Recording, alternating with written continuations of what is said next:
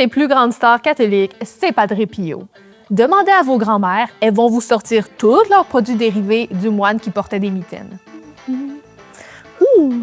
D'ailleurs, les mitaines, c'est pas parce qu'il avait froid, mais parce qu'il avait des stigmates. Les stigmates, c'est des plaies qui font revivre la crucifixion de Jésus. Ça apparaît de nulle part. Genre, le gars, il s'est pas infligé ça. Bref, Padre Pio, c'est tout un personnage, et sa liste de miracles est super méga longue.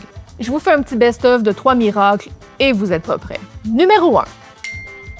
On commence notre décompte dans le confessionnal. Padre Pio pouvait y passer jusqu'à 19 heures par jour à confesser des gens venus de partout dans le monde. Déjà, il était capable de lire le péché dans le cœur des gens, ce qui est assez pratique. Par Osiris et par Apis, regarde-moi.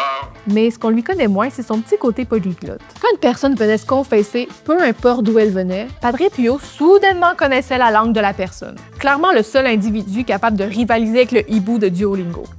Numéro 2. Padre Pio avait un don pour les guérisons.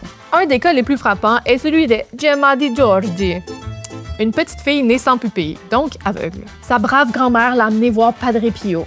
Il l'a confessé, il l'a bénie et elle est rentrée chez elle. Dans les heures qui suivent, la petite Gemma commence à voir des formes et ensuite, elle voit clairement. Sa famille l'envoie se faire inspecter par les meilleurs ophtalmos de Sicile et ils sont abasourdis. La petite n'a même pas de pupille et pourtant, elle voit. 3e miracle!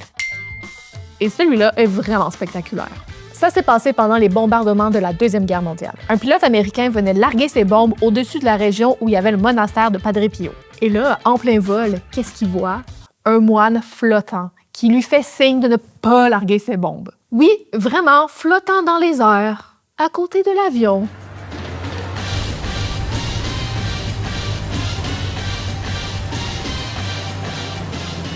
Le pilote ne largue pas ses bombes et il fait demi-tour. Finalement, ses supérieurs l'envoient à l'hôpital parce qu'il se dit le gars est vraiment fatigué, il a clairement des hallucinations.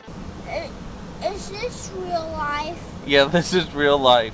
Ce n'est qu'à la fin de la guerre que le pilote américain décide d'aller visiter le monastère de San Giovanni Rotondo. Et là, devinez qui croise dans le monastère.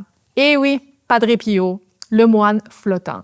Parce que Padre Pio avait ce don d'être à 2 endroits en même temps. Donc oui, il était au monastère et dans les airs pendant la Deuxième Guerre mondiale. Ce qui est encore plus fou, c'est qu'il y a beaucoup de gens qui rapportent d'histoires où Padre Pio aurait été aperçu à 2 endroits en même temps. Donc c'est loin d'être arrivé juste une fois. Ils veulent s'en prendre à moi. Qu'est-ce que tu attends pour filer? Non, Doc, pas moi. L'autre moi, celui qui est sur scène en train de jouer Johnny B. Good.